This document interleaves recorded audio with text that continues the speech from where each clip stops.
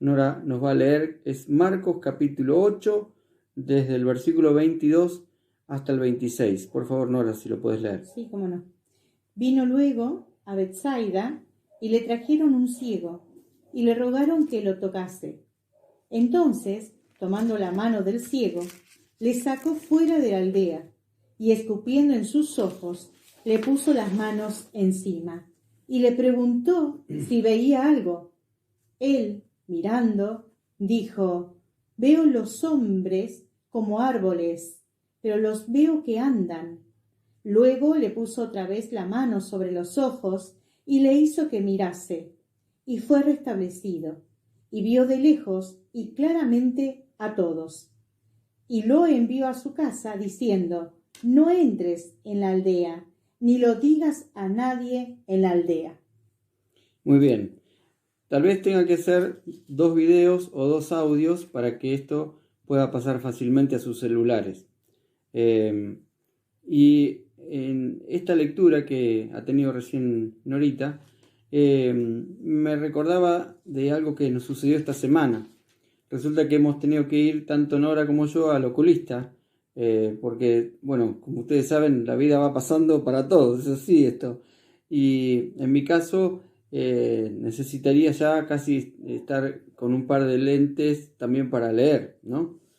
Así que fuimos a la óptica y el óptico nos revisó a los dos. Y bueno, cuando me tocó mi turno, después me puso en un aparato que ustedes muchas veces, algunos que habrán ido a una óptica saben, donde te ponen un aparato y lentes para ir dando la gradación y mirar al frente un tablero donde tiene muchas letras. Cuando el óptico me indica que mire a través de ese aparato y me dice, bueno, a ver qué letra ves. Sinceramente yo no veía nada, porque era totalmente borroso las letras, desde la más grande, que son letras grandes, hasta la más pequeña no podía divisar nada, era una cosa que era todo nublado. Entonces yo le digo al muchacho, y le digo, mirá, la verdad que te soy totalmente sincero, no veo nada, o sea, está completamente nublado el tablero para mí, ¿no? Y cuando leí esta historia, un poco me trajo eso también. La forma tan particular que vamos a tratar de analizar ahora en este capítulo de Marcos. En primer lugar, tenemos que decir que este milagro fue realizado por Jesús en Betsaida y tal vez no adentro, porque después el texto lo aclara, y hay algo particular ahí en Betsaida. Esta ciudad, Betsaida, Jesús hace una radiografía de este lugar con su gente.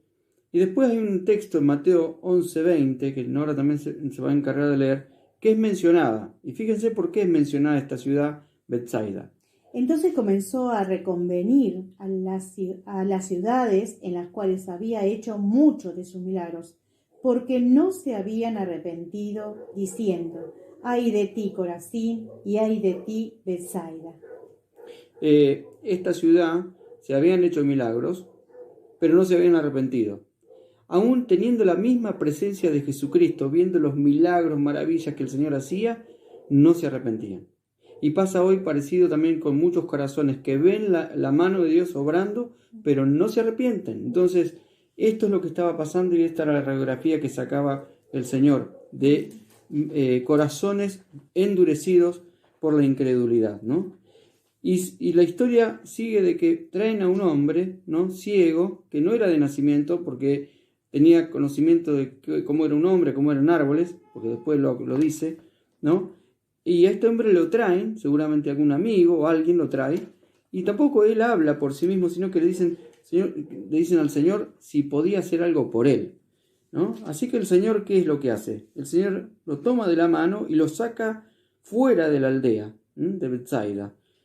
Yo no sé si el Señor lo saca porque es una forma de demostrar la dureza del corazón de aquellas personas que estaban en esa aldea y la falta de fe, de ser realmente creyentes al Señor Jesucristo en lo que estaba haciendo y en la función, en la misión que el Señor Jesucristo venía a cumplir a la tierra, ¿no? La misión que era de predicar el reino de los cielos y a través de él, de Jesucristo, llegar a la vida eterna, ¿no?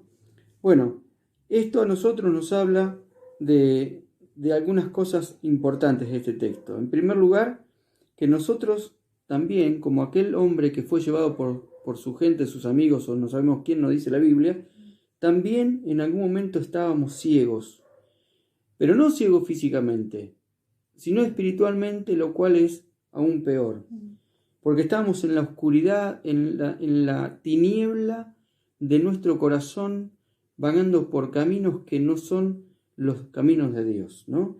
Y lo quiero esto ver a través de la palabra de Dios, en un texto que está, y lo que hace el Señor cuando viene a nuestra vida, qué es lo que hace, el milagro que produce el Señor en nuestra vida, aparte de físico, que es lo más importante, lo espiritual, lo que hace, y dice Isaías 42:16. Y guiaré a los ciegos por camino que no sabían, les haré andar por sendas que no habían conocido. Delante de ellos cambiaré las tinieblas en luz y lo escabroso en llanura. Cuando habla de esto, habla en forma también metafórica. Cambiaré las tinieblas por luz, porque estábamos en tinieblas y Él vino a darnos luz. Efesios 5:8 también es un texto que apoya esto. Porque en otros tiempos erais tinieblas, mas ahora soy luz en el Señor. Andad como hijos de luz. En otro tiempo eran, ¿qué? Tinieblas. Tinieblas. Pero ahora tenemos la luz de Jesucristo. Él es quien nos da la luz para ver las realidades espirituales en nuestra propia vida, ver cómo está nuestra vida. Él ha traído luz. Antes no podíamos ver las cosas de Dios, no podíamos comprender, no podíamos discernir porque estábamos en tinieblas. Pero ahora nuestros ojos de la fe están abiertos y tenemos luz. Qué lindo este pasaje que está en el Evangelio de Juan, capítulo 12 y versículo 46. Yo, la luz, he venido al mundo para que todo aquel que cree en mí no permanezca en tinieblas. Yo, la luz, he venido al mundo. Al mundo. Vino a tu vida, vino a mi vida. Y si estás en tinieblas, Jesús quiere ser tu luz hoy. Solo falta una decisión que es tuya, que es recibirlo en tu corazón como tu Señor y Salvador. En segundo lugar, podemos decir que en este texto podemos ver cómo el Señor trabaja de diferentes maneras, obra de diferentes maneras. Uno dice, mira el texto, mira el milagro de Jesús y dice, le escupió en los ojos, ¿no? Nos podría parecer bastante, menos mal que algún evangelista no usa este método por ahí, ¿no? Pero el Señor lo usó. Como también a un sordo mudo también le escupió en su oído y fue sano. Pero en este caso hay algo que es interesante. Cuando el Señor escupe en los ojos, este hombre comienza a recobrar la vista, pero de manera como cuando yo le conté que fui al óptico, no veía nítidamente las letras, hasta que después hizo un acomodo ahí en el aparato, ¿no? Y Jesús dice que lo volvió a tocar porque este hombre veía a la gente como árboles. Y el Señor cuando lo toca nuevamente, él comienza a ver, dice claramente. Bueno, esto habla de algunas cosas interesantes, ¿no? Y que yo hoy estaba revisando y anotando, ¿no es cierto? Porque el Señor quiere hacer un trabajo en nuestra vida. Y Él obra como Él quiere en cada uno. En este caso, el Señor no lo sanó como a otros espontáneamente. Tal vez sería porque a este hombre todavía le faltaba algo de fe.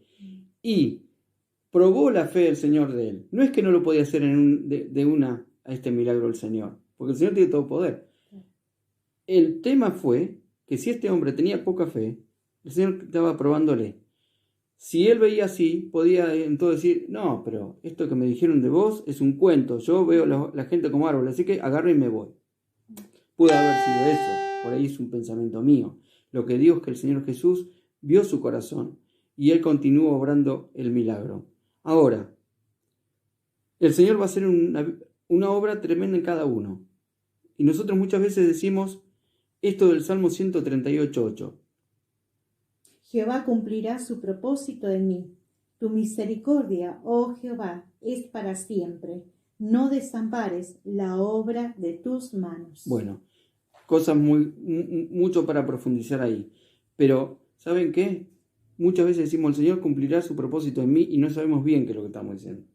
Porque el Señor a veces nos tiene que llevar a diversos momentos, a situaciones límites, a momentos de problemas, a conflictos, a un montón de circunstancias que Él va a usar todo. ¿Para qué? Para cumplir su propósito en mí. Ese momento y ese proceso puede ser duro. quiero decirte, puede ser difícil, pero finalmente el Señor, ¿sabes qué va a hacer? Va a cumplir su propósito en vos y en mí. Así que podemos también decir que el Señor no trabaja en todos de la misma manera. ¿Por qué? Porque cuando hemos conocido al Señor, por ejemplo, vamos a suponer que vos estabas en el alcohol o en las drogas. Hay algunos que cambiaron de un día para el otro, dejaron las drogas de un día para el otro, y otros no. Tal vez el Señor, el proceso es distinto. Y cada proceso es diferente, porque el Señor opera individualmente en cada uno, conoce tu necesidad, conoce la mía, conoce cómo sos, conoce cómo soy. Entonces, Él trabaja de la manera particular con cada uno. Pero de una cosa estemos seguros, que dice la Biblia, estando persuadido de esto, que el que comenzó en vosotros la buena obra, la perfeccionará hasta el día de Jesucristo. Filipenses 1:6. La obra está comenzada cuando aceptaste al Señor Jesús. ¿Y la va a perfeccionar cuándo? ¿Un rato? ¿10 días? ¿Un año? ¿40 años? No, hasta el día de Jesucristo. Hasta el día que vos vayas a reunirte con el Señor, Él la va a seguir cumpliendo esa obra. Va a seguir trabajando en vos. Así que Él quiere hacer algo bueno. Y también Colosenses 1:10 dice, para que andemos como es digno del Señor, agradándole en todo, llevando fruto en toda buena obra y creciendo en el conocimiento de Dios. Así que grandes planes tiene el Señor para tu vida. Vamos a ahondar un poco más en esta parte de por qué el Señor Jesús hizo este milagro en 2 veces, ¿no? Como quien dice. Y lo llevamos a la práctica en nuestra vida. A veces tiene que trabajar en diferentes etapas el Señor.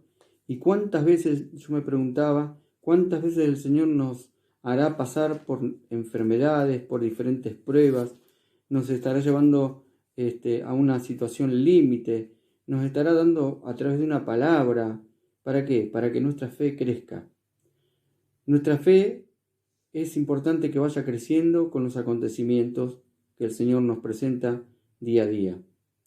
Recordaba a los discípulos en el mar, en aquella tempestad, donde el Señor Jesucristo estaba durmiendo y la tempestad arreciaba el barco. Aconteció un día que entró en una barca con sus discípulos y les dijo, pasemos al otro lado del lago. Y partieron. Pero mientras navegaban, él se durmió. Y se desencadenó una tempestad de viento en el lago, y se anegaban y peligraban. Y vinieron a él y le despertaron diciendo, Maestro, Maestro, que perecemos. Despertando él, reprendió al viento y a las olas, y cesaron, y se hizo bonanza.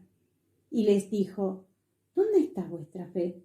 Y atemorizados se maravillaban, y se decían unos a otros, ¿quién es este, que aún los vientos y a las aguas manda, y le obedecen?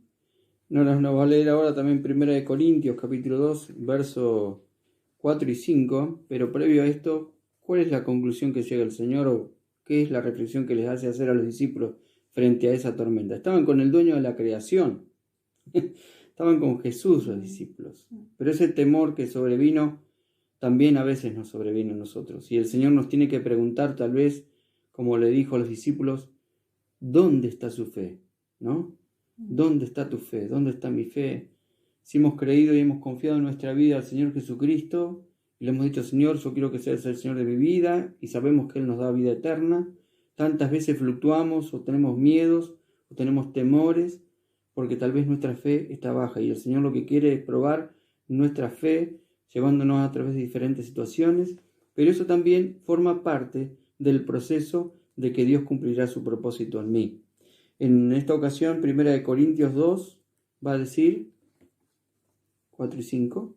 Y ni mi palabra ni mi predicación fue con palabras persuasivas de humana sabiduría, sino con demostración del Espíritu y de poder, para que vuestra fe no esté fundada en la sabiduría de los hombres, sino en el poder de Dios. Muchos dicen, yo tengo fe, y no saben en qué tienen fe. Nuestra fe está fundamentada en algo seguro, que es la palabra de Dios.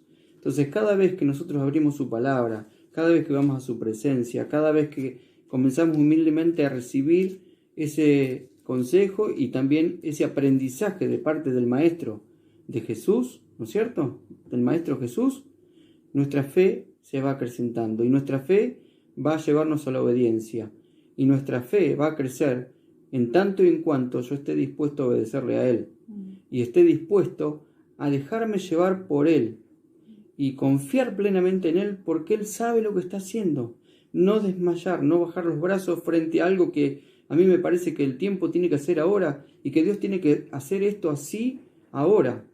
Dios trabaja de otra manera y Dios tiene su sabiduría. Él sabe y es sabio cuándo tiene que terminar la obra en nuestra vida, en tu vida y en la mía. Y finalmente Colosenses 2, 5 a 7. Porque aún estoy ausente en cuerpo, no obstante en espíritu estoy con vosotros, gozándome y mirando vuestro buen orden y la firmeza de vuestra fe en Cristo. Por tanto, de la manera que habéis recibido al Señor Jesucristo, andad en Él. Andad en Él. Yo creo que tenemos que comenzar a andar en fe. Y fe no es una fe a ciegas, es una fe que se basa en la palabra de Dios, en Dios que ha sido tu creador, que es tu creador, tu salvador cuando le has entregado la vida a Jesús. Y si no le has entregado la vida a Jesús, yo te invito a que en este mismo día no lo dejes pasar, que conozcas a Jesús, que le hagas el Señor de tu vida, que te arrepientas de tus pecados y le digas: Señor, vení a vivir a mi vida, quiero ser un hijo tuyo, una hija tuya. Esto es tan sencillo de decírselo al Señor. Y el Señor te está escuchando. Poné tu fe en Él. Y para vos que crees en el Señor Jesucristo, quiero decirte que el Señor va a cumplir su propósito en vos. Y en mí también. Porque Él está dispuesto a hacerlo. Él ha comenzado una obra en nuestras vidas y la va a seguir perfeccionando hasta el día de Jesucristo, ¿no? Y finalmente, en esta historia, el Señor le ordena a este hombre que no vuelva por la aldea, se ve que vaya a su casa, pero que no le diga a nadie. Muchas veces el Señor hizo esto. ¿Y saben por qué? Porque mucha gente tenía a Jesús como un libertador político. Creían de que Jesús los venía a liberar de la opresión de Roma, que estaba subyugando en ese momento a Israel, a Jerusalén, ¿no? Y el Señor no vino a ser un libertador político, de ninguna manera. El Señor vino a ser un libertador espiritual. Vino a cumplir una misión inmensamente más grande que ser un libertador político. Por eso el Señor necesitaba que no se lo distrajera con ese tipo de cosas y que la gente pudiera ver a Jesús, Señor y Salvador de la vida de cada uno de ellos y nuestra en este tiempo. Que el Señor te bendiga y que podamos aferrarnos a aquel que ha hecho tantos milagros y que también hace un milagro cada día en nuestras propias vidas.